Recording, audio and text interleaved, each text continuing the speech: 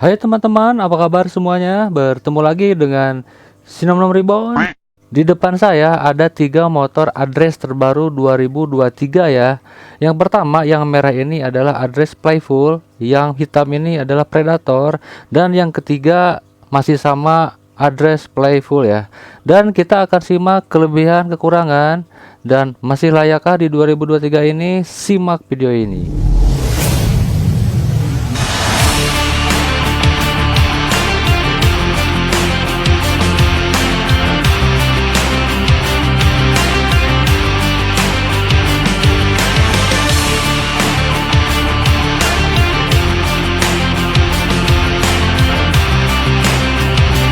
Kalau kita kilas balik, motor ini tentunya umurnya udah tua banget ya, tapi bukan tua bangka ya. Dan lahirnya ini adalah 1987,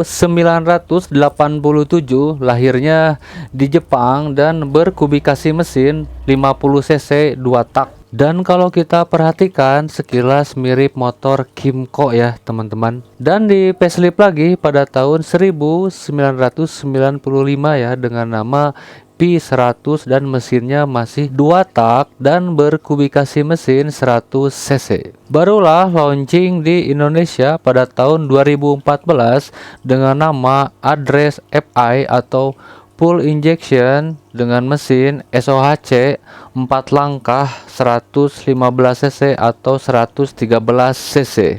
Nah, buat teman-teman yang masih bingung kenapa sih address ini bentuknya gini-gini terus, karena ini udah dari nenek moyangnya, jadi si bentuk address ini emang kayak gini ya. Tapi sayangnya dari tahun 2014 belum di facelift ya sampai sekarang tahun 2023. Padahal kalau kita flashback Suzuki zaman dulu, tentunya di Indonesia, Suzuki itu selalu benar dengan slogannya ya, inovasi tiada henti.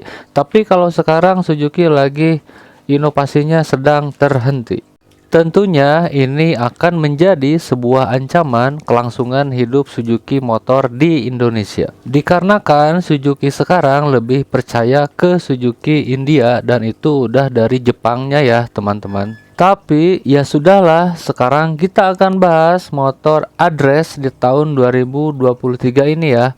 Bagaimana kelebihannya dan kekurangannya, apakah masih worth it atau tidak, dan itu kembali ke selera teman-teman ya. Dan menurut pendapat saya ini motor sangat cocok banget dan sangat nyaman banget buat harian, apalagi kerjanya di jalanan ya, kayak ojek online atau misalkan menjemput anak sekolah atau belanja ke pasar atau bolak-balik di jalan tiap hari.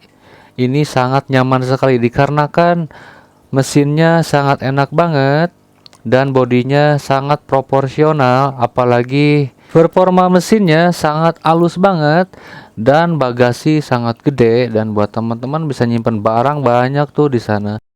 Untuk tenaga pun tidak malu-maluin ya, berani diadu sama 125 cc atau 150 cc dan tidak gentar. Dan untuk semua fitur pun address ini lebih lengkap dari Next 2 atau Next crossover ya teman-teman. Jadi untuk address ini emang lengkap banget, cuman hanya missnya di lampu yang belum LED dan masih pakai lampu ayam atau halogen. Dan meskipun address ini kadang dipandang sebelah mata dikarenakan si fisiknya itu sangat jadul, tapi ini adalah cita rasa Eropa ya, atau Eropa kelas, dikarenakan ini motor adalah motor ekspor ke Eropa, Australia, dan produk global. Kelebihan lainnya, kompartemennya dan deknya sangat luas banget ya. Jadi tidak khawatir buat nyimpen-nyimpen barang ya teman-teman. Dan untuk joknya pun sangat proporsional dan sangat bisa membackup bokong ya, jadi sangat nyaman banget saat berkendara jauh. Dan tentunya untuk bahan bakar motor ini sangat irit banget ya teman-teman, jadi sanggup menempuh jarak lebih kurang 50 km dengan 1 liter bahan bakar. Dan untuk konsumsi bensin bisa 5,2 liter. Jadi tentunya ini motor sangat nyaman banget ya, apalagi buat teman-teman yang kerjaannya sehari-hari di jalanan, ini motor sangat rekomen banget dan sangat cocok banget. Nah, dan sekarang kita akan berbicara kekurangannya ya. Yang pertama adalah Motor ini minim fitur modern ya, dikarenakan kalau motor-motor sekarang itu fitur-fiturnya sangat modern banget ya.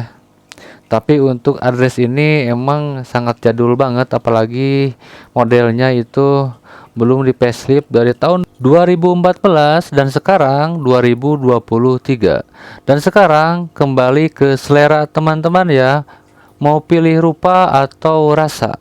Dan bila teman-teman punya pendapat lain, boleh isi kolom komentar ya.